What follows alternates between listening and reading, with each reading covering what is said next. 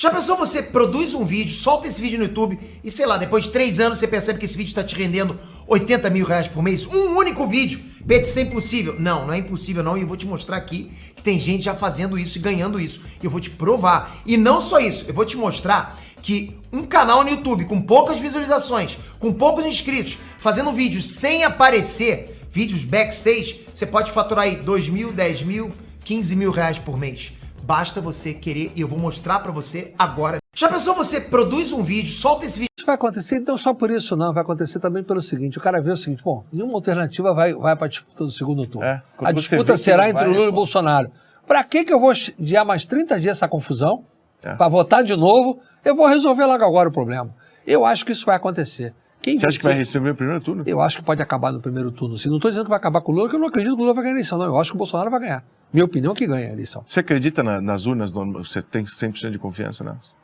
Olha, eu costumo dizer o seguinte, eu fui eleito 4, 5 vezes nessa urna, então eu não posso dizer que a urna tem fraude. Mas eu também acho o seguinte, não é porque não teve, não quer dizer que não possa ter. Porque você tem a sua casa, você fecha a sua casa. Um dia nego arromba. Ela era segura até o dia que arrombaram. Os hackers invadiram o Pentágono, antes era seguro, depois conseguiram invadir.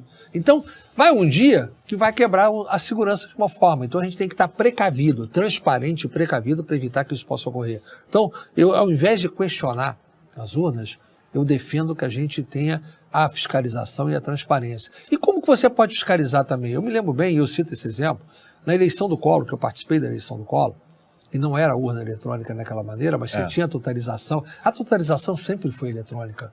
Você somava e tinha um computador para somar. E a mesma coisa hoje. Qual a maneira que você vai ter de fraudar uma urna? Você vai ter duas maneiras. Ou você vai fraudar cada urna, que é muito mais difícil, né? Você há de convir o seguinte, eu vou ter que entrar em 5.500 municípios, em todas as urnas, para fraudar tudo. É um pouco difícil. Acontece, pode acontecer, é que você, numa determinada urna, o mesário lá pega as pessoas que não compareceram para votar e vota por elas. Isso é possível de ser feito. Ele tem a senha, ele dá um rabisco de assinatura do cara e vota. Isso serve para roubar em vereador, eleição de vereador, que precisa de 5 votos, 10 votos. Não vai mudar uma eleição presidencial.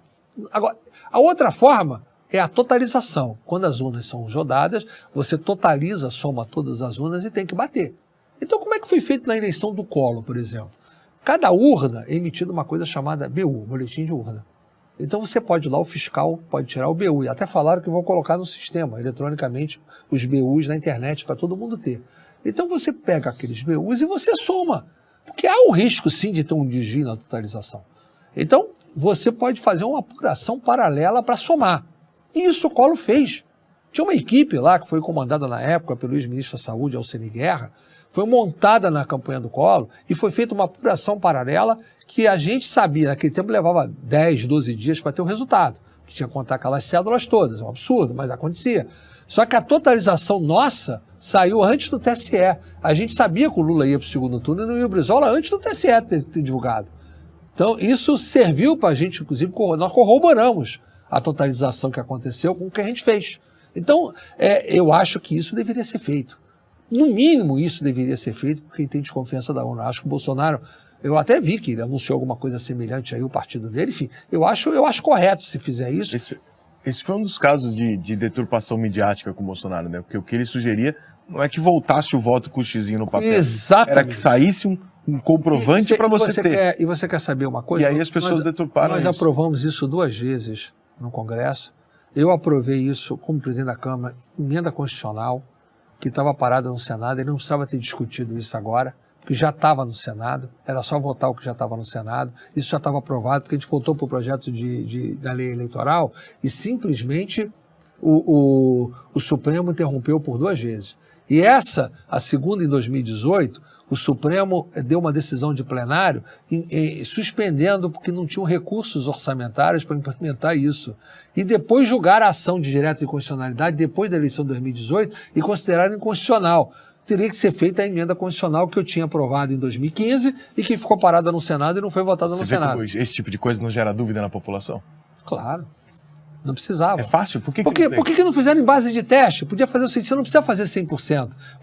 O que estava sendo proposto? É importante saber isso que você falou, é uma grande deturpação, e o Barroso fez isso agora, no seminário lá. Porque eles passaram a imagem de que a gente voltaria para o voto impresso, não era negativo. isso. Quando você vota no eletrônico, saía diretamente da urna para um cofre a impressão do seu voto, para você ter uma possibilidade de rechecar e recontar em base de teste. Qual é o problema disso? Zero. Também não consigo entender. Sou plenamente favorável a isso. Também não consigo entender. Eu não entendi a lógica disso ser espancado como se fosse um retrocesso. É porque o problema não é o seguinte, eu não preciso ficar gritando que a urna é segura. Eu acho que isso não é papel de ninguém. Eu acho que todo mundo tem que trabalhar para que ela continue segura. Todo mundo tem que ser favorável à transparência. Não tem que berrar, não, eu não quero isso, porque você está duvidando de mim, a urna é segura. Então você é um criminoso que está duvidando de mim. Isso é um absurdo, essa postura. Tem que ser interesse de todo mundo. É que nem eu vi, a eleição é para forças desarmadas. Para que chamaram as armadas para participar se ela é para desarmada? Elas não foram lá se não fosse a convite. E se convidaram, por que depois rejeitar? Quer dizer, são coisas que não dá para aceitar. E como a mídia, de uma maneira geral, ela é contra o Bolsonaro, de tudo, qualquer coisa, se isso fosse proposto pelo PT, talvez tivesse sido aceito. Tem isso também. Então, se você quer rejeitar uma coisa na opinião pública, dê para o Bolsonaro propor.